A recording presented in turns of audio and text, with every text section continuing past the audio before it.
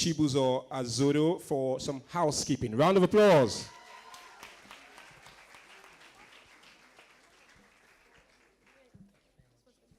Good morning, everyone. How are you doing? Okay. For me to do the housekeeping, first I have to play the TEDx introduction video so that you could know what TEDx event is about. Please, can you play the TEDx introduction video, please? So while they are preparing something special. Welcome to TEDx.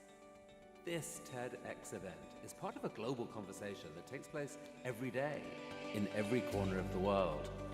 In schools, in theaters, in workplaces, even in prisons, people gather to hear the best ideas bubbling up in their communities. More than 3,000 TEDx events are held every year in 170 countries. It's a remarkable thing. TEDx events are self-organized under a license from TED, a non-profit organization devoted to discovering and sharing powerful ideas in the form of TED Talks.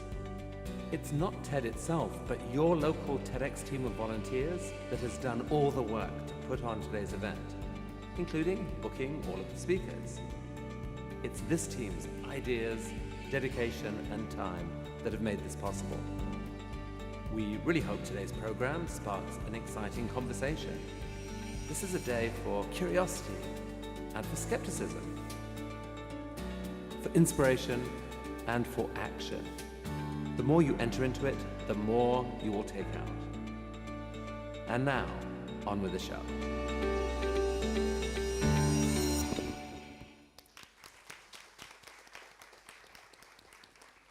Thank you very much. So there are some groundkeepings for a typical TEDx event. And those groundskeepings, because this is more like a production where we invite speakers and they come on stage and they are vulnerable and they share their best ideas to all of you here. So for them to be able to share their best ideas, we need to set some certain rules for them, or some certain groundkeeping rules of engagement. And one of those rules is that we should keep our devices in silent. Please, if you haven't done that, please put your phone in silent.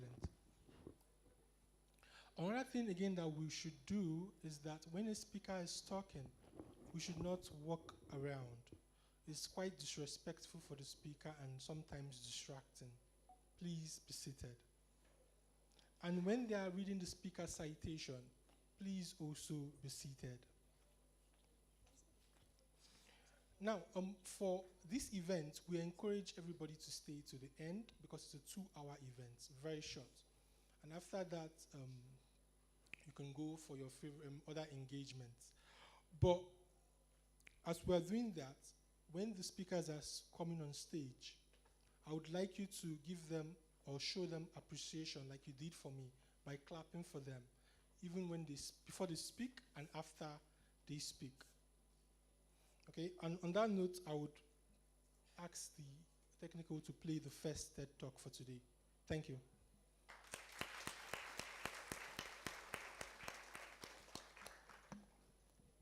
Welcome.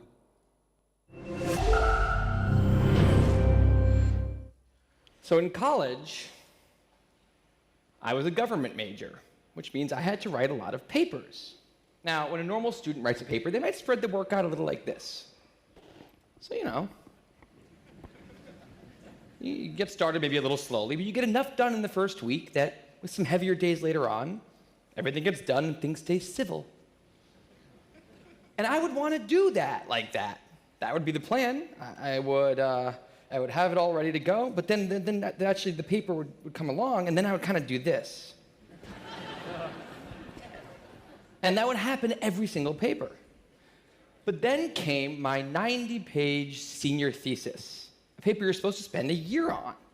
I knew for a paper like that, my normal workflow was not an option. It was way too big a project. So I planned things out, and I decided it kind of had to go something like this. This is how the year would go. So I'd start off light, and I'd bump it up in the middle months.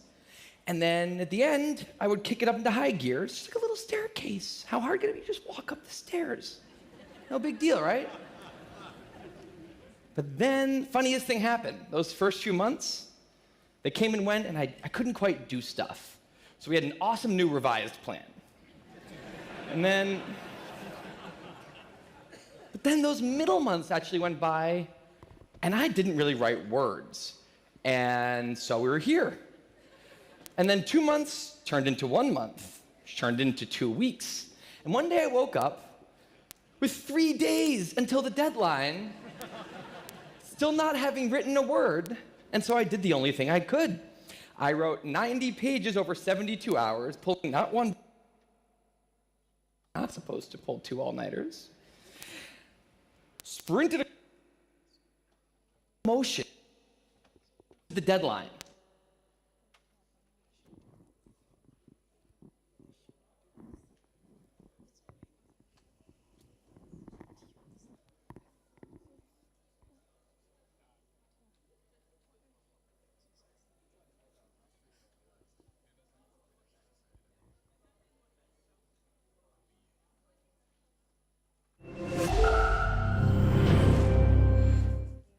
So in college, I was a government major, which means I had to write a lot of papers.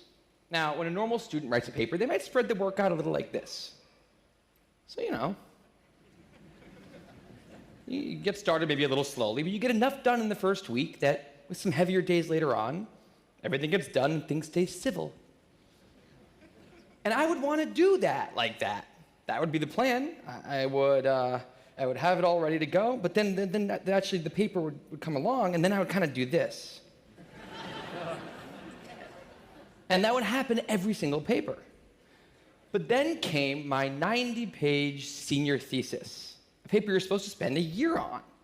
I knew for a paper like that, my normal workflow was not an option. It was way too big a project. So I planned things out, and I decided it kind of had to go something like this. This is how the year would go. So I'd start off light, and I'd bump it up in the middle months. And then at the end, I would kick it up into high gear. It's just like a little staircase. How hard could it be? Just walk up the stairs. No big deal, right? But then, funniest thing happened. Those first few months, they came and went, and I couldn't quite do stuff. So we had an awesome new revised plan. But then those middle months actually went by, and I didn't really write words. And so we were here. And then 2 months turned into 1 month, which turned into 2 weeks. And one day I woke up with 3 days until the deadline, still not having written a word. And so I did the only thing I could. I wrote 90 pages over 72 hours, pulling not 1 but 2 all-nighters. Humans are not supposed to pull 2 all-nighters. Sprinted across campus, dove in slow motion, and got it in just at the deadline. I thought that was the end of everything. But a week later, I get a call, and it's the school. And they say, "Is this Tim Urban?" And I say, "Yeah." And they say, "We need to talk about your thesis." And I say, "Okay." And they say, "It's the best one we've ever seen."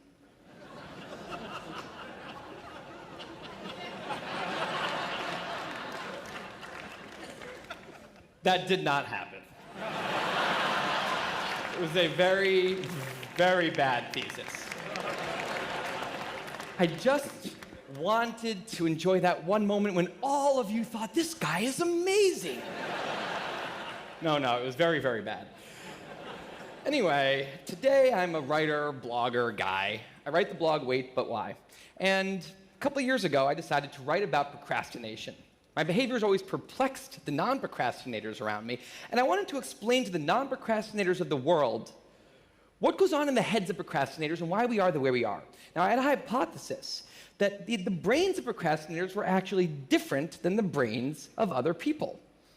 And to test this, I found an MRI lab that actually let me scan both my brain and the brain of a proven non-procrastinator, so I could compare them, and I actually brought them here to show you today, and I want you to take a look carefully to see if you can notice a difference. And I know that if you're not a trained brain expert, it's not that obvious, but just take a look, okay? So here's the brain of a non-procrastinator. Now, here's my brain.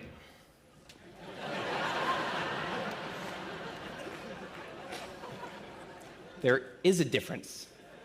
Both brains have a rational decision maker in them, but the procrastinator's brain also has an instant gratification monkey. Now, what does this mean for the procrastinator? Well, it means everything's fine until this happens. So the rational decision maker will make the rational decision to do something productive, but the monkey doesn't like that plan. So he actually takes the wheel and he says, actually, let's read the entire Wikipedia page of the Nancy Kerrigan Tanya Harding scandal because I just remembered that happened. Then we're going to go over to the fridge. We're going to see if there's anything new in there since 10 minutes ago. After that, we're going to go on a YouTube spiral that starts with videos of Richard Feynman talking about magnets and ends much, much later with us watching interviews with Justin Bieber's mom. All of that's going to take a while, so we're not going to really have room on the schedule for any work today. Sorry. Now, what is going on here? The instant gratification monkey does not seem like a guy you want behind the wheel. He lives entirely in the present moment. He has no memory of the past, no knowledge of the future, and he only cares about two things: easy and fun. Now, in the animal world, that works fine. If you're a dog and you spend your whole life doing nothing other than easy and fun things, you're a huge success. And to the monkey, humans are just another animal species. He has to keep well slept, well fed, and propagating into the next generation, which in tribal times might have worked okay. But if you haven't noticed, now we're not in tribal times. We're in an advanced civilization, and the monkey does not know what that is, which is why we have another guy in our brain, the rational decision maker, who gives us the ability to do things no other animal can do. We can visualize the future. We can see the big picture. We can make long-term plans. And he wants to take all of that into account, and he wants to just have us do whatever makes sense to be doing right now. Now, sometimes it makes sense to be doing things that are easy and fun, like when you're having dinner or going to bed or enjoying well-earned leisure time. That's why there's an overlap. Sometimes they agree.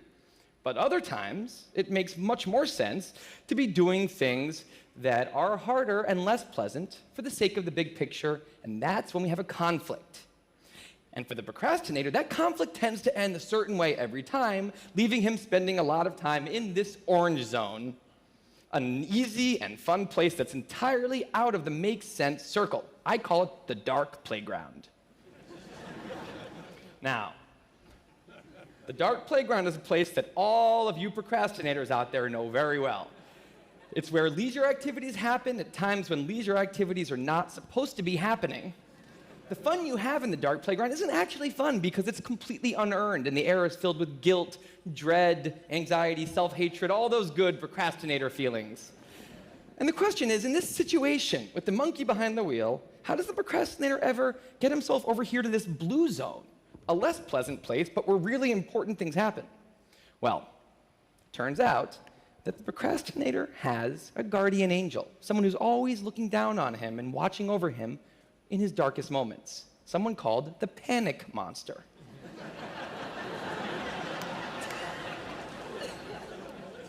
Now, the panic monster is dormant most of the time, but he suddenly wakes up anytime a deadline gets too close or there's danger of public embarrassment, a career disaster, or some other scary consequence. And importantly, he's the only thing that the monkey is terrified of.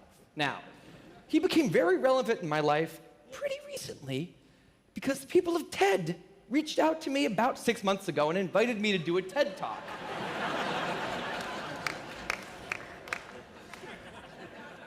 Now, of course, I said yes. It's always been a dream of mine to have done a TED Talk in the past.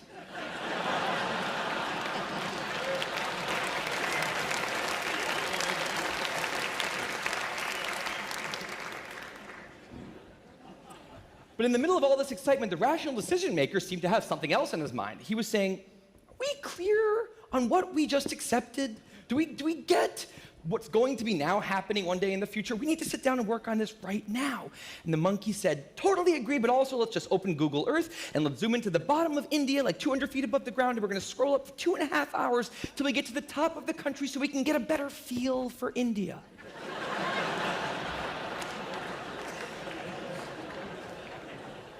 So that's what we did that day.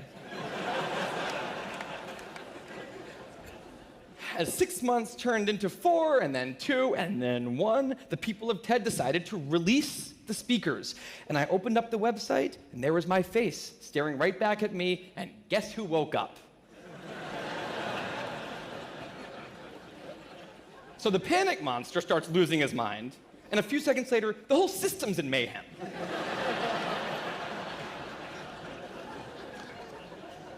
And the monkey, who, remember, he's terrified of the panic monster, boom, he's up the tree.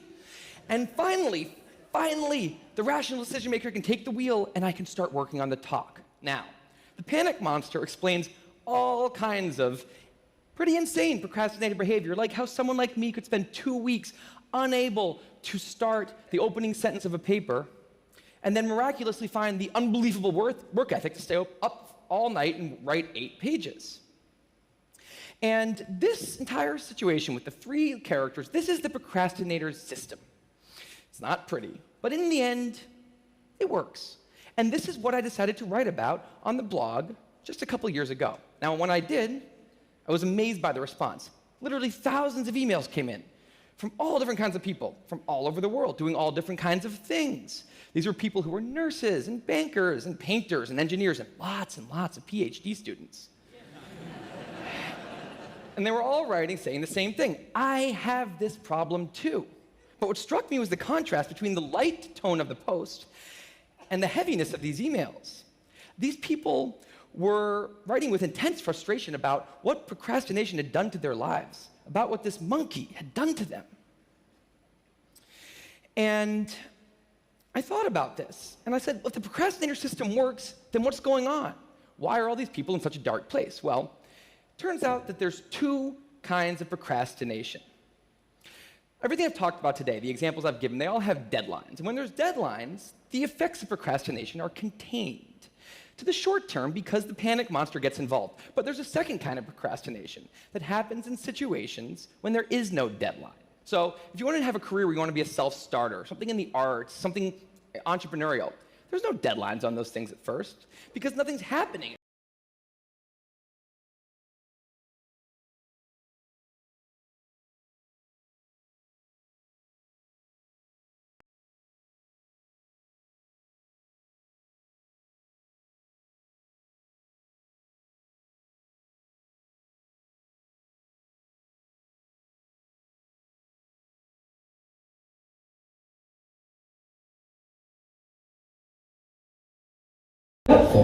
So the effects of procrastination are not contained.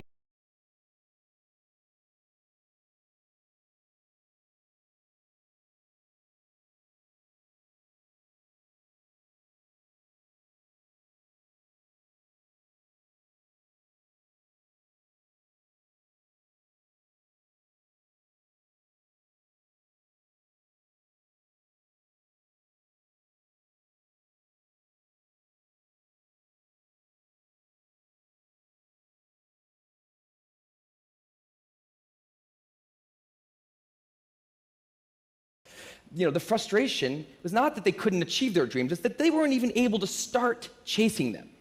So I read these emails and I had a little bit of an epiphany that I don't think non-procrastinators exist. That's right, I think all of you are procrastinators. Now, you might not all be a mess, like some of us, and some of you may have a healthy relationship with deadlines. But remember, the monkey's sneakiest trick is when the deadlines aren't there. Now, I want to show you one last thing. I call this a life calendar. That's 1 box for every week of a 90-year life. That's not that many boxes, especially since we've already used a bunch of those. So I think we need to all take a long, hard look at that calendar. And we need to think about what we're really procrastinating on, because everyone is procrastinating on something in life. We need to stay aware of the instant gratification monkey.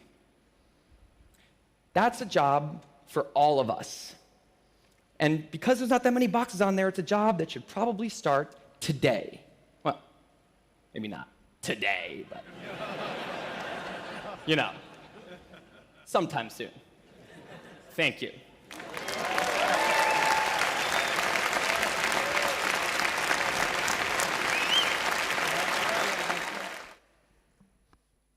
I mean, I think we can extend the same round of applause to the room here, yes? I'm not gonna lie, I kind of felt like he was dragging me there. Was he dragging any of you? Yeah, he was, yes? So are you gonna take anything from that and fix up?